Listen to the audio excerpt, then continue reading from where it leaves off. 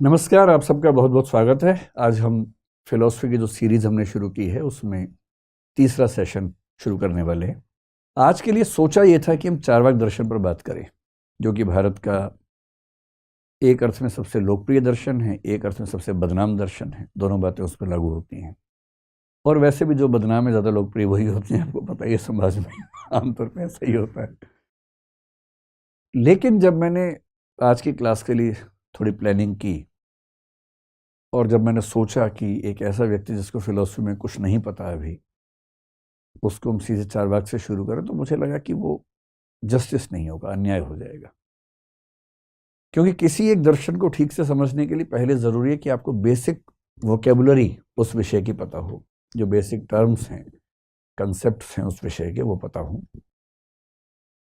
तो फिर मैंने तय किया कि चार्वाक को लाएंगे, 2-4 दिन के बाद ले आएंगे, लेकिन पहले 2-4 दिन कुछ बेसिक कंसेप्ट समझें, जिन कंसेप्ट से चार्वाक अपने आप समझ में आ जाता है। चार्वाक ही क्यों, जैनिज्म भी, बुद्धिज्म भी, वेदांत भी, शंकराचार्य भी, सब उन कंसेप्ट्स की बदौलत, उन कंसेप्ट्स की मदद से समझ में आते हैं, और पश्चिम के लोग भी उनसे समझ में आ जाते हैं।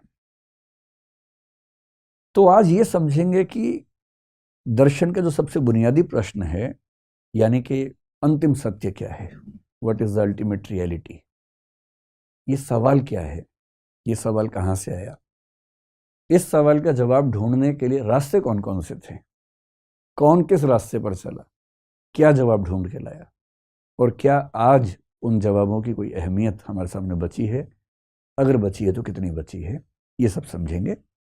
और फिर वहां से आपकी जिज्ञासाएं थोड़ी सी और बेहतर हो पाएंगी। तब हम, तो मैं एक शब्द लिखता हूं, अल्टीमेट ट्रुथ, अंतिम सत्य क्या है। या देखिए, दर्शन में सत्य और सत्ता ये भी दो अलग चीजें होती हैं। जब मैं कह रहा हूं कि ट्रुथ एक चीज है, तो ट्रुथ जरूरी नहीं है कि वही हो जिसको हम अल्टीमेट एग्जिस्टेंस कहें। और मैं आज जिस पर बात करना चाह रहा हूं वो अल्टीमेट एग्जिस्टेंस की बात है। यानी दरअसल वो कौन सी चीज है जिससे सब कुछ बना है, ये सारी दुनिया कैसे बनी, किसने बनाई, किस प्रोसेस से बनी। और जब दर्शन की बारीकियों में जाते हैं तो सत्य और सत्ता, ट्रुथ और एग्जिस्टेंस, ये भी अलग शब्द हो जाते हैं। जो पहला सेशन था, मैंने बताया था कि फिलॉसफी की 3 बेसिक ब्रांचेस, जिनमें से एक मेटाफिजिक्स है, एक एपिस्टेमोलॉजी है, एक जिसको हम एक्सियोलॉजी कहते हैं। लेकिन फिलॉसफी की जो मूल ब्रांच, जिसका इंटरेस्ट हम सबके मन में होता है, उस मूल ब्रांच का नाम मेटाफिजिक्स ही है। और मेटाफिजिक्स का मतलब क्या है, इस ब्रह्मांड के संबंध में अंतिम प्रश्नों के जवाब देना। हिंदी में इसको हम तत्व मीमांसा कहते हैं, मेटाफिजिक्स को। मेटाफिजिक्स को ही मोटे तौर पर एक और नाम से भी जानते हैं, जिसको बोलते हैं ओंटोलॉजी। तो कहीं आप ओंटोलॉजी शब्द पढ़ें तो इसका मतलब आपके स्तर पर यही है कि दोनों एक ही बातें हैं, एक ही शब्द को 2 तरीके से कहने का रिवाज है दर्शन में। मेटाफिजिक्स के 3 मूल प्रश्न मैंने आपको बताए थे, जिनमें से एक प्रश्न है इस संसार के बारे में, इस कॉस्मोस के बारे में, ये ब्रह्मांड, ये जगत, ये संसार कैसे बना, किसने बनाया, क्यों बनाया, ये सारे सवाल। दूसरा सवाल जो आपको ज्यादा इंटरेस्ट क्रिएट करेगा वो है आत्मा के बारे में, सोल, कॉन्शियसनेस बेसिकली। और तीसरा सवाल है ईश्वर के बारे में, जिसको बोलते हैं गॉड। कॉस्मोस से जुड़े प्रश्नों को कॉस्मोलॉजी बोल देते हैं, सृष्टि मीमांसा। जो आत्मा से जुड़े प्रश्न हैं उनको साइकोलॉजी बोलते हैं दर्शन में, मनोविज्ञान। और जो ईश्वर से जुड़े प्रश्न हैं उनको थियोलॉजी या ईश्वर मीमांसा कह देते हैं। इन पर तो हम बाद में बात करेंगे। आज इन तीनों को एकदम लेके बेसिक लेवल पर इसका जो फंडामेंटल क्वेश्चन है उस पर बात करेंगे। आपके चेहरे से ऐसा लग रहा है कि आज आपको अंतिम रहस्य समझ में आने वाले हैं। कुछ समझ में नहीं आने वाले, मैं तो पहले भी स्पष्ट कर रहा हूँ, ये मदारी वाला मामला नहीं है, ना बाबाओं वाला मामला है। हम झूठ नहीं बोलेंगे, हम सिर्फ ये बताएंगे कि लोगों ने क्या क्या सोचा। और सच ये है कि अंतिम सत्य किसी को नहीं पता है, सबके अपने अपने रास्ते हैं, अफवाहें हैं, अपनी अपनी राय है, ओपिनियंस हैं। हमें तो बस ये पता होना चाहिए कि ओपिनियंस क्या क्या हैं, और हमें सब पता होगा तो कोई हमें गलत नहीं बता पाएगा, हम उससे सवाल पूछ पाएंगे।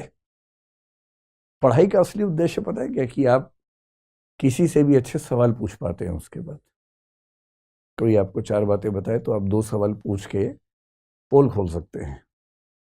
असली उद्देश्य ये भी तो है कि हमें कोई ऐसे थोड़ा ना बहका देगा, पता होना चाहिए।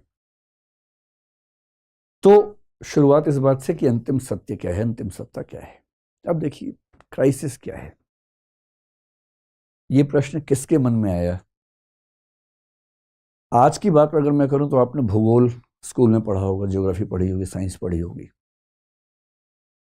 और जब कोई मुझसे कहता है ना कि मुझे बहुत कॉन्फिडेंस अपने ऊपर हो गया, जब कोई मुझे मिलता है बच्चा कि मैं ये कर दूंगा, मैं वो कर दूंगा, तो मैं उससे बोलता हूँ कि बेटा भूगोल का पहला अध्याय पढ़ लो एक बार, और ज्योग्राफी का चैप्टर 1 पढ़ने के बाद कॉन्फिडेंस कम हो जाता है।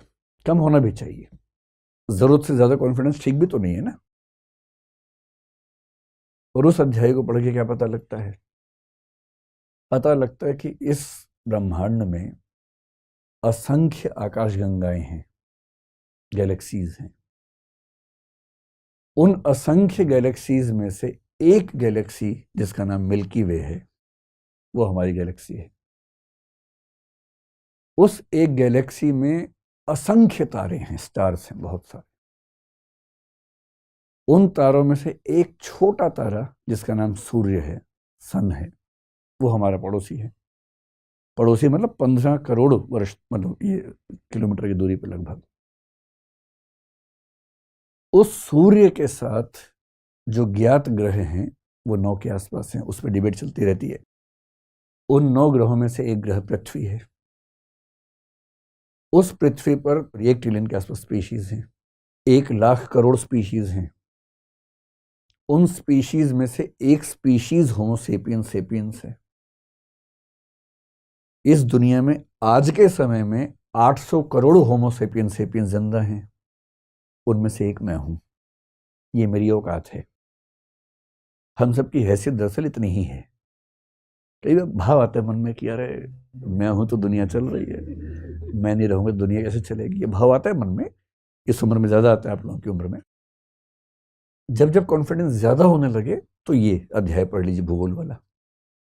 जब कम होने लगे तो मोटिवेशन की स्पीच सुन लीजिए कि तुम क्या नहीं कर सकते, तुम वो सब सुन लीजिए। उससे थोड़ा सा गुब्बारा फूल जाता है थोड़ी देर के लिए और अच्छी फीलिंग आती है।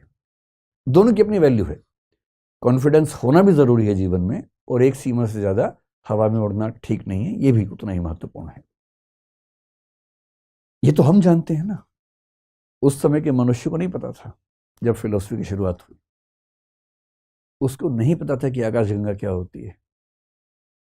उस बेचारे को क्या पता कि तारे कितने होते हैं। वो तो समझिए कि एक ऐसी दुनिया में किसी को जाके पटक दिया, जैसे आपने वो पीके फिल्म देखी होगी, शायद पीके नाम था ना उस फिल्म का। किसी और ग्रह से कोई व्यक्ति आके गिर गया बेचारा, और वो मीनिंग निकालने की कोशिश कर रहे हैं कि ये क्या है, मैं कहाँ हूं।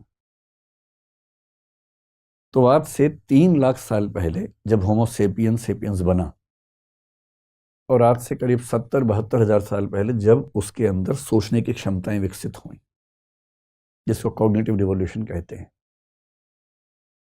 अब वो एक प्राणी, निहत्था सा प्राणी है इस संसार में। सोचने की क्षमता उसके पास है, लॉजिक है, रीजनिंग है उसके पास। और वो देख रहे कि सूर्य है, चंद्रमा है, पहाड़ हैं, नदियां हैं, बरसात आती है, पशु पक्षी हैं, कई पशु आते हैं, हमला करते हैं। धीरे धीरे बनता हुआ समाज है, धीरे धीरे भाषा बनाने के प्रयास चल रहे हैं। पहली बार राज्य बनाने का प्रयास चल रहा है जिसमें एक व्यक्ति शासन करेगा। इस पूरे स्ट्रक्चर को, इस पूरे संसार को समझने की कोशिश ये व्यक्ति कर रहा है। ये साइंटिस्ट नहीं है, क्योंकि साइंस का कंसेप्ट ही नहीं है। ये धार्मिक व्यक्ति भी नहीं, क्योंकि उस समय धर्म भी नहीं आया है। एक बेसिक बुनियादी दिमाग लेके समझना चाह रहा है इस रहस्य को कि मैं कहां पटक दिया गया हूं, मैं किस दुनिया में हूं, कैसे समझूं कि ये दुनिया क्या है, कैसे बनी, और मेरी इसमें क्या स्थिति है। मेरे आसपास जो लोग मर रहे हैं, क्या वो खत्म ही हो गए? हम आए कहां से थे, जाएंगे कहां, कुछ नहीं पता है। अब ऐसे में लोग क्या करेंगे? सोचेंगे, जिज्ञासा से भर जाते हैं। जिज्ञासा से भरे हुए इस व्यक्ति के पास इनपुट बहुत कम है। देखिए, एक वैज्ञानिक जब निष्कर्ष निकालता है, कैसे निकालता है?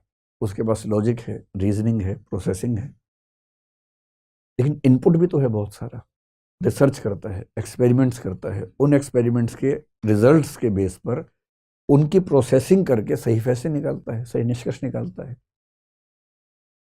इसलिए फिलॉसफी में कहते हैं कि जो चिंतक है वो दो तरह का हो सकता है, या तो होगा मधुमक्खी जैसा या होगा मकड़ी जैसा।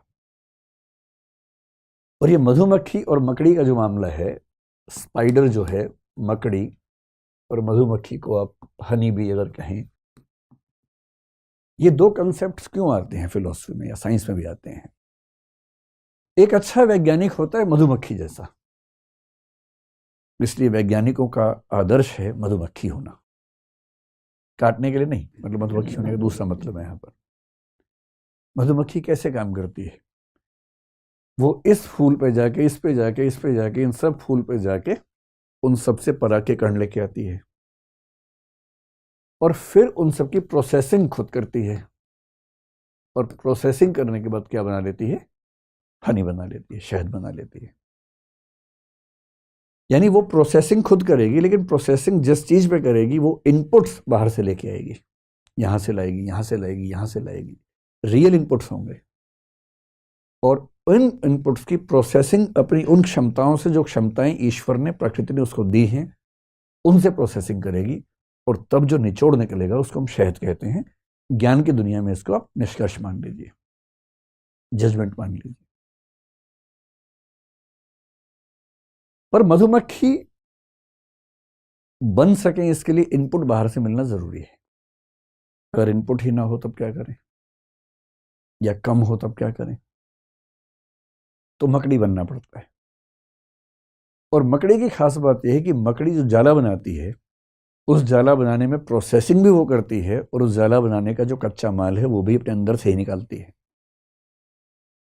यानी कॉजेशन की दुनिया में, कारणता की दुनिया में, तकनीकी शब्द हैं, आप परेशान होंगे, बस ये समझें कि कच्चा माल निकालने से लेकर उसकी प्रोसेसिंग तक का सारा काम मकड़ी खुद ही करती है। फिलोसफी में इसको बोलते हैं कि वो मटेरियल कॉज भी खुद है, उपादान कारण भी खुद है, और एफिशिएंट कॉज यानी कि निमित्त कारण भी खुद ही है, दोनों खुद है। इसलिए जब तक हमारे पास बहुत सारे इनपुट्स ना हो, बहुत सारे तथ्य ना हो, हम मकड़ी बन के काम करते हैं। और अधिकांश दार्शनिक मकड़ी के रास्ते पर चलते हैं। वो अपने अंदर से कल्पनाएं करते हैं, उन कल्पनाओं को अपनी रीजनिंग पावर से जस्टिफाई करते हैं, प्रोसेसिंग करते हैं, डाउट्स निकालते हैं, ठीक करते हैं। और यही कारण है कि अलग अलग दार्शनिक एक ही चीज की व्याख्या एकदम अलग अलग करते हैं, और हर व्याख्या लॉजिकली ठीक लगती है, क्योंकि उन्होंने अपने दिमाग से सारी बातें सोची हैं। और साइंटिस्ट क्या करता है? रिसर्च करता है, रिसर्च करने के बाद निष्कर्ष निकालता है। विज्ञान का भी अंतिम प्रश्न है कि ब्रह्मांड कैसे बना। दर्शन का भी आखिरी प्रश्न है कि ब्रह्मांड कैसे बना। धर्मों को भी इसमें रुचि है कि ब्रह्मांड कैसे बना। अंतर उनके रास्ते का है, अंतर उसके मेथड का है। धर्म आस्था और फेथ के बल पर काम करता है।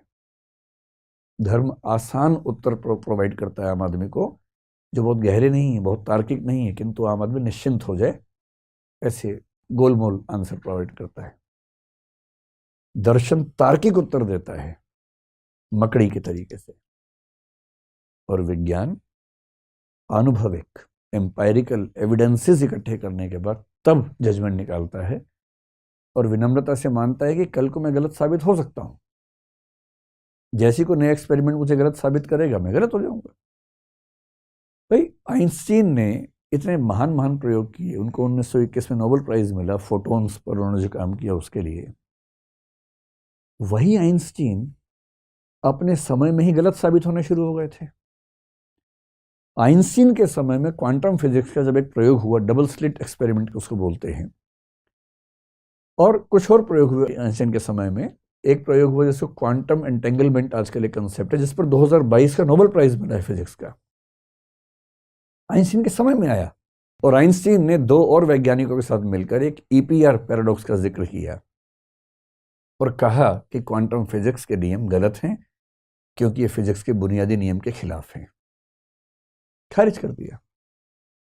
और आइंस्टीन की मौत के बाद 1960 के दशक में एक प्रयोग हुआ, बेल एक्सपेरिमेंट कहते हैं, 1972 में, फिर 1980 के दशक में, और उसके बाद 3 अलग अलग वैज्ञानिकों ने साबित किया कि आइंस्टीन की धारणा क्वांटम एंटेंगलमेंट के मामले में गलत थी। और इन 3 वैज्ञानिकों को, जो अलग अलग समय में काम कर रहे थे, एक साथ 2022 में नोबेल प्राइज देना पड़ा, क्योंकि वो आइंस्टीन की गलती को ढूंढ पाए।